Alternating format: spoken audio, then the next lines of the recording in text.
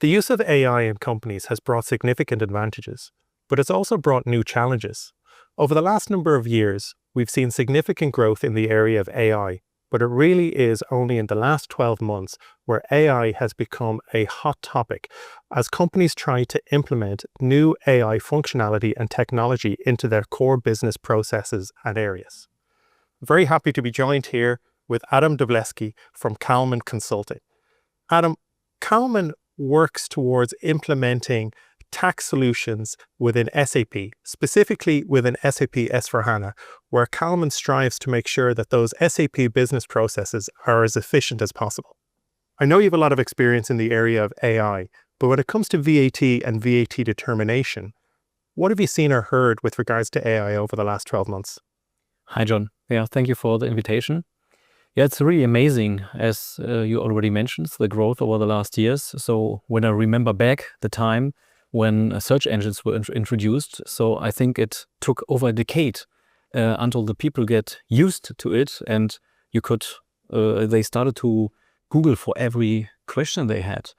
And 2022, when ChatGPT was introduced, it took only 5 days until they reached a 1 million user base, which was a world record that time. And nowadays, doesn't matter what question comes up in any round, someone picks up the phone and starting to asking the question, and you get an answer from an expert in almost any topic. And this is really a big game changer.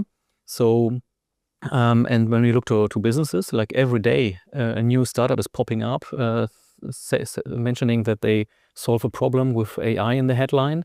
And also in our client base, I see that the companies building up own dedicated AI teams where few people are dealing every day with the question, okay, which use cases can we improve and increase efficiency by implementing AI? Now, when we look to VAT, especially VAT determination, so one of the first things I learned 15 years ago when I started with tax technology, it was we need 100% accuracy.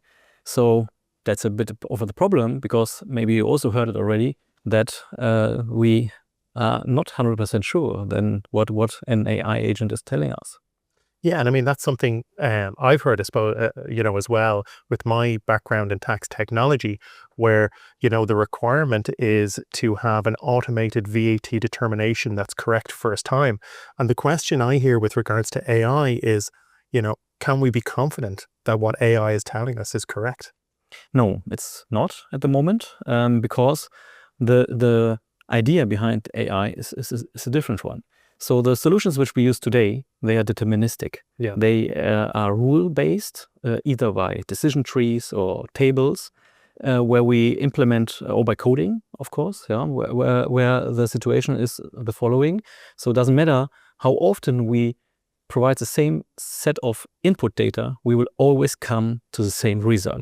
Same like when we are cooking based on a receipt. When we use the same ingredients, we're coming to the same meal. And this is different in AI.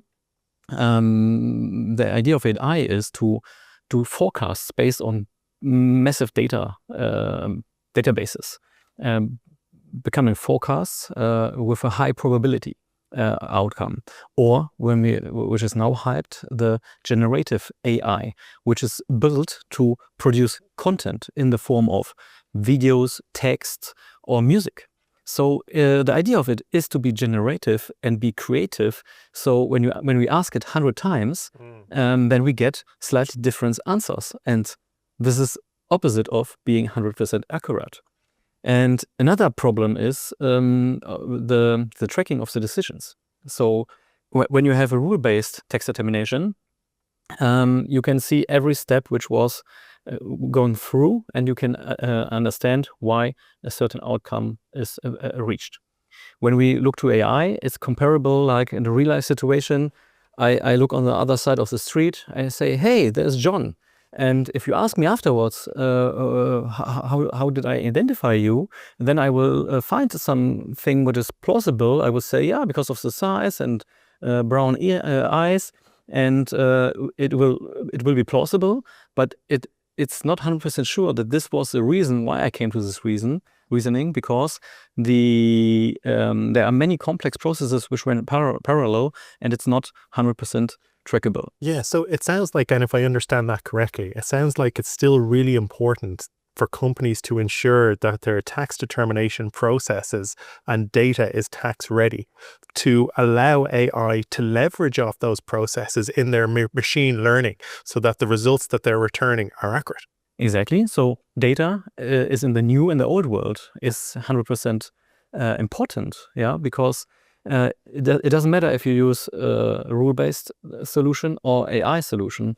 If the data are not right, so the data do not describe the reality, you can't come to the right results. So, and this is a big thing there, and so it's same valid for both worlds. Yeah, and when you're implementing an AI functionality or technology, what would be the concerns there, or what are the things that you need to take into consideration? One of the things that I'm hearing, especially when implementing an AI technology where perhaps you need to link in externally to the solution, is around data security. Is that something you're hearing as well? Yes. So this is the big question, because I don't know any company other than the big players who are running own AI solutions on their own premises. So you use providers for this. And this is a real concern. So we are still living in a time where many companies are deciding for S4HANA on premise or S4HANA private cloud because they don't want to give out their data. Yeah. And so this is the same concern here. So when you would like to use AI for tax determination purposes, you would need to send the data to the AI, to the external provider. And yeah, no one knows. Okay, of course, they promise, that the data will not be used for training. Yeah. But if this is secure and reliable, we don't know. Another point is also the cost factor.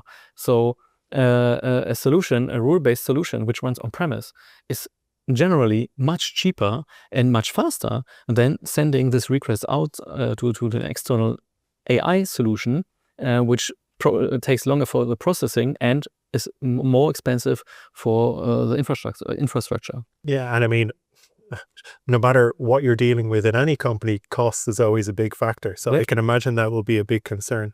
With regards to AI technology, is there any sort of AI technology or functionality that you think is ready now? Yes, especially in the areas where we have find a lot of manual effort. Yeah, for example, in the area of document recognition. So there we have a lot of effort because you can't even run a process where you say someone needs to read everything on this document. So therefore we had a OCR. Yeah. But OCR got much better because of AI, because of all this data which is in the background, which where they say, okay, most probably this sentence means that. So AI is very strong in interpreting content on documents, and also then automating processes. So for incoming invoices or incoming purchase orders, you can get SAP the documents created automatically. So in the automation area is also very useful. And of course in the area of knowledge and research. So it's you can use the bots to chat with them and to get an overview about a specific case, how to assess it from tax perspective in a country where you never had contact with. If you have a new business case, for example. So you don't need to contact your tax advisor directly. You can get you can do your own research, get a feeling for it. But of course, is it reliable? Yeah. In the end, you should ask your tax advisor for final approval, of course. Yeah. But it makes the way how we work together different, because the information is much more accessible due to big improvements in the translation functionalities of software. Yeah, I mean, that's really interesting and some really good advice. And I suppose before we wrap up on the conversation, one thing I'd like to ask is, there's probably a lot of tax and finance managers that are out there at the moment that are hearing buzzwords about AI. But if I was a tax or finance manager and I was considering or looking into implementing some sort of AI technology or functionality to help with my business processes from a tax perspective, where would they start, or what considerations do you think they should have at the forefront of their mind before they start that journey to implementing some type of AI functionality? So nothing has changed. Yeah. So nothing has changed. First, let's go offline. Okay. And let's see like, okay, what is the data we are dealing with? And how is the process? And is this process already efficient? And does the process make sense? So make a process optimization maybe before, and only then when it makes, you have an aligned process and you know the data is accurate. Then you ask yourself, okay, can I automate something here? Can I improve efficiency? And is AI the right solution for it? Thanks very much, Adam. That's some really good information. If you or your company are interested or are looking into implementing an AI technology or functionality and you would like more information, please feel free to join us on meridianglobalservices.com or indeed on our partner's website, calman.consulting. Thank you.